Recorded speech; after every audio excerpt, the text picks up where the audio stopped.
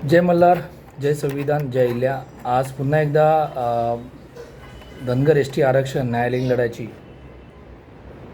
मागील 6 दिवसांपासून जी कंटिन्युअस अंतिम सुनावणी सुरू आहे त्याचा आजचा हा 6वा दिवस होता.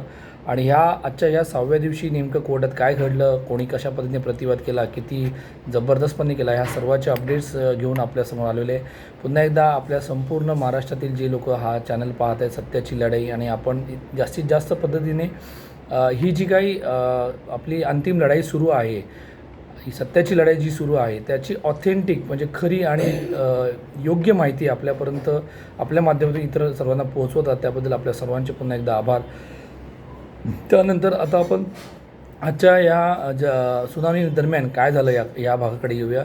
आणि तत्पूर्वी मी आमचे त्रिमूर्ती माननीय मधु शिंदे साहेब, माननीय पासपोर्ट साहेब आणि माननीय बघेल साहेब या तिघांनी गेल्या 10 वर्षात इतकी प्रचंड मेहनत परिश्रम करून इतके जबरदस्त पुरावे एव्हिडन्सेस सरकारी कागदोपत्रे जमा केलेली आहेत आणि त्याचा प्रत्यय आम्हाला दिवसेंदिवस येते. प्रत्येक प्रबोधन मंचाचा जो कार्यकर्ता आज या सुनावणी दरम्यान उपस्थित असतो त्याला वारंवार तो येतो आहे.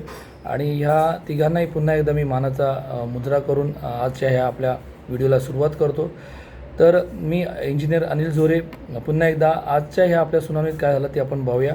तर सुरुवातीला आजची आपली जी सुनावणी आहे ती बरोबर 2:30 वाजता सुरुवात झाली आणि आपल्या महाराणी अहिल्यादेवी समाज प्रबोधन मंचामार्फत आपले सिनियर काउन्सिल माननीय खंबाटा साहेबांनी पुन्हा एकदा आजचं पूर्ण वेळ म्हणजे जवळजवळ 2 तास त्यांनी आपला जे मागील 2 दिवसामध्ये आदिवासींनी जे काही त्यांच्या सिनियर काउन्सिल अंतुरकर साहेब असतील किंवा वारुंजीकर असतील यांच्या माध्यमातून जे काही डाऊट्स रेज केले होते किंवा प्रश्न मांडले होते कोर्टासमोर, त्या सर्वांची उत्तर देण्याचा प्रयत्न केला.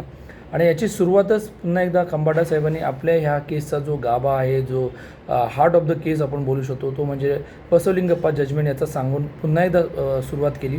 तर बसवलिंगप्पा जजमेंटनुसार सुप्रीम कोर्टाचे जे जजमेंट आहे त्याच्यामध्ये स्पष्ट म्हटलेलं आहे की honourable president of India can not include any caste or tribe which is not existing in that particular geographical region or state. याचा अर्थ स्पष्ट असा आहे की महामहिम राष्ट्रपती एखाद्या राज्यात एखादी जात किंवा जमात अस्तित्वात नसेल तर त्या अशा अस्तित्वहीन जात किंवा जमातीला SC आणि STच्या ऑर्डरमध्ये दाखल करू शकत नाही, समाविष्ट करू शकत नाही.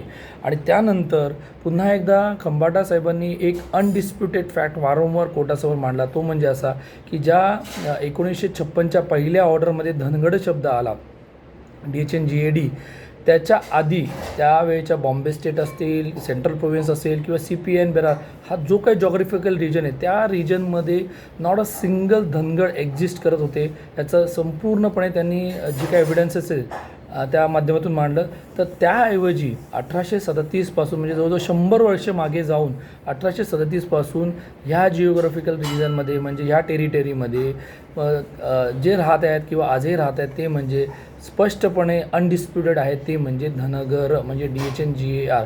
हा जो काही युक्तिवाद त्यांनी मांडला आणि उपलब्ध पुरावे त्याच्यामध्ये 1881चा जनगणना असेल, 1891ची जनगणना, 1901 अशा पद्धतीने वेगवेगळ्या जनगणना जे ऑथेंटिक ऑफिशियल डॉक्युमेंट्स आहेत यांच्या आधारे त्यांनी पुन्हा ती अशी एक निर्विवाद सत्य असं मांडलं की त्यावेळेच्या बॉम्बे स्टेटमध्ये असेल किंवा त्या जिओग्राफिकल रिजनमध्ये कुठेही एक साधा धनगड उपलब्ध नाही. आणि हीच गोष्ट त्यांनी माननीय जजसाहेबांना पटल्यानंतर त्यांनी पुन्हा एकदा सरकारी वकिलांना विचारलं की तुमचं काय म्हणणं आहे. त्यामध्ये पुन्हा एकदा जे सरकारी वकील होते त्यांचंही हेच म्हणणं आलं की धनगड महाराष्ट्रामध्ये अस्तित्वात नाहीत आणि नव्हते. त्यानंतर आता सर्वात महत्त्वाचा विषय राहतो की पुन्हा खंबाटे साहेबांनी जे प्रतिवादी वकील होते त्यांचं एक म्हणणं होतं की जे काही धनगड महाराष्ट्रामध्ये किंवा त्याच्या बॉम्बे स्टेटमध्ये आले त्यावेळेच्या MP मधला काही भाग जिओग्राफिकल भाग जो त्या आपले स्टेट रिऑर्गनायझेशन म्हणजे राज्यांची पुनर्निर्मिती जेव्हा झाली तर काही जिल्हे हे त्यावेळेच्या बॉम्बे स्टेटला आले आणि तिथे राहणारे MP राहणारे धनगड हे या जिल्ह्यांमध्ये आले असं ह्यांचं म्हणणं होतं. तरी ते जरी ॲक्सेप्ट केलं तर त्यानंतर खंबाटे साहेबांनी एक प्रश्न रेज केला की लेट अस ॲक्सेप्ट दिस फॅक्ट. आणि त्याच्यानंतर मग जे इमिजिएट सेन्सेस झालं ते म्हणजे जनगणना झाली ती म्हणजे 1961. मग जे धनगड जर MP तुम्ही आले म्हणताय बॉम्बे स्टेटमध्ये बरोबर.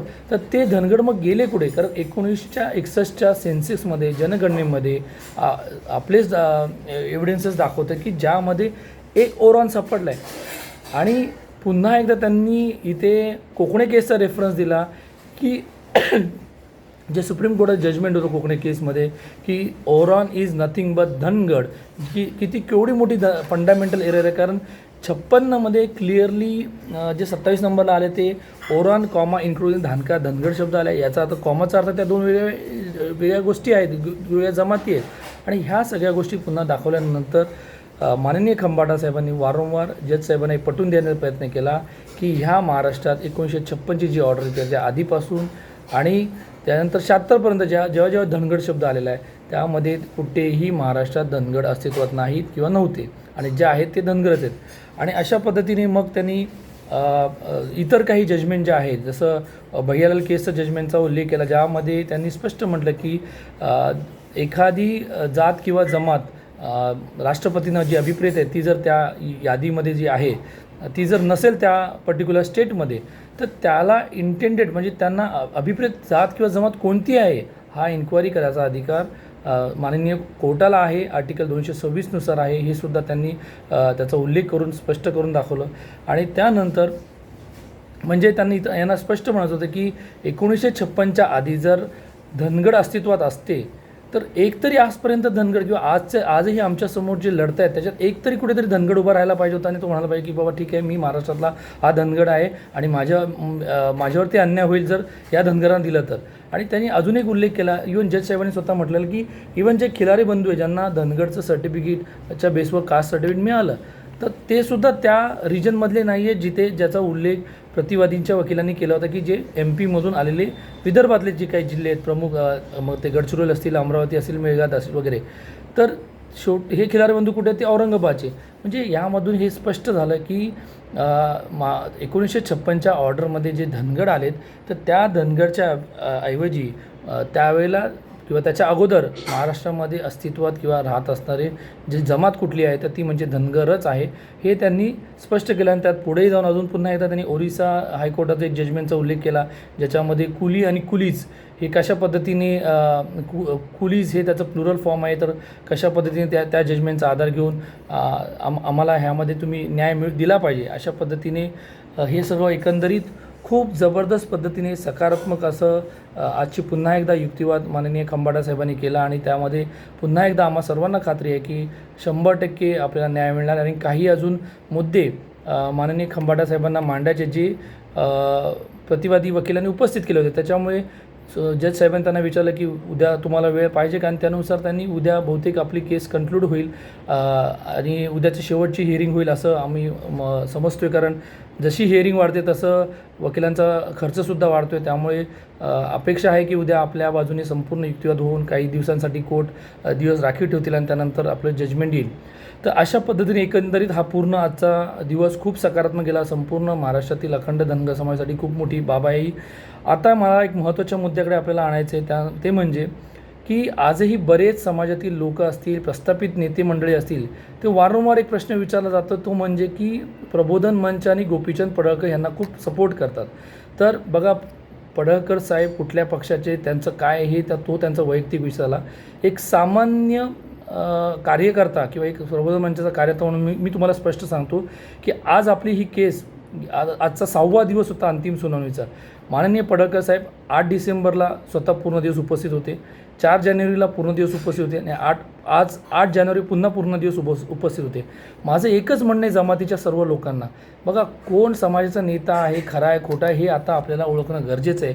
कारण जर आज माननीय पडळकर साहेब ते कुठल्या पक्षाचे काय काम करतात कोणाशी काय बोलतात त्यांच्याशी आमचं काही घेणं नाही पण ज्या माणसाने खरंच आपल्याला मदत केली त्याचं नाव घेणं एवढी तर आपल्याकडे खरंच संस्कार आहेत हे मला पटतं. आणि त्याच्यामुळेच कदाचित प्रबोधन मंचातले जे कार्यकर्ते ते त्यांचं नाव घेत असते. आजही साहेब आमच्याबरोबर 2:30 वाजल्यापासून अक्षरशः मधु शिंदे साहेबांना घरी जाऊन त्यांच्या भेटण्यापर्यंत शेवटपर्यंत होते.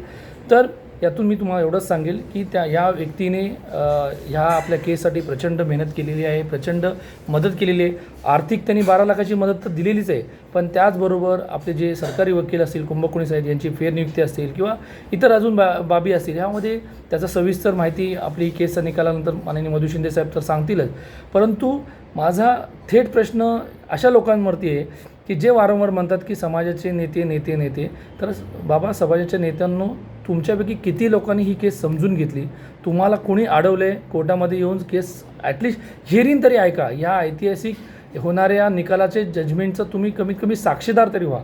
आणि शेवटी मी एवढंच सांगेल, नुकतंच काही दिवसांपूर्वी आपले माननीय खासदार साहेबांनी म्हटलं होतं की आता आपल्या वकिलांची फीज आपलं सरकार देणार आहे. तर पुन्हा एकदा मी या व्हिडिओच्या माध्यमातून साहेबांना आठवण करून देईल, साहेब, 3 दिवसात 3, 4, 5 या 3 दिवसात जी काय आपली हिअरिंग झालेली आहे त्याचं जवळजवळ 45 लाखाचं बिल आपल्याला देणं आहे. तर तुमच्या माध्यमातून जे कोणी आपल्याला जर मदत सरकारच्या माध्यमातून जी मिळणार होती ती कशी मिळणार, कधी मिळणार, जर ती थांबली असेल तर ती का थांबली, हा प्रश्नसुद्धा संपूर्ण जमातीच्या वतीने मी आपणास मांडू इच्छितो. कारण आत्तापर्यंत बऱ्याच लोकांनी या भोळ्याबाबड्या जमातीला अतिशय गृहीत धरलेलं आहे. जे मनाला वाटेल ते स्वतःच्या स्वार्थी राजकारणापुरती आपण बडबड केलेली आहे. पण आता समाजाला जागं होणं गरजेचं आहे. जे खरं आहे ते सत्तेसमोर यायला पाहिजे.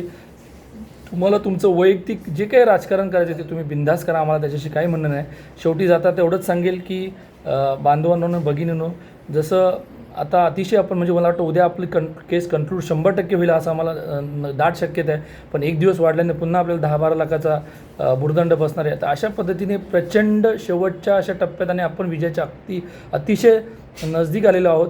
त्यामुळे ह्या केसला जी काय आता आर्थिक मदत आपल्या सर्वांना करायची आहे, तर मी आज ह्या व्हिडिओच्या लिंकच्या खालीच आपला प्रबोधन मंचाचा जो QR कोड असेल किंवा युनियन बँकेचं जे अकाउंट आहे, आपल्याला कोणालाही कॅशमध्ये पेमेंट करायचं नाही आहे. तर ज्यांना कोणाला मदत करायची असेल त्यांनी या व्हिडिओच्या बरोबर आम्ही जी काही UPI कोड देतो आहे किंवा युनियन बँकेचं अकाउंटचे डिटेल देतो आहे, तो आपण त्यावरती पैसे ट्रान्सफर करावे आणि ते मिळालेत की नाही याची पोचपावतीसाठी आपण स्क्रीनशॉट माझ्या WhatsApp नंबरवरती टाका.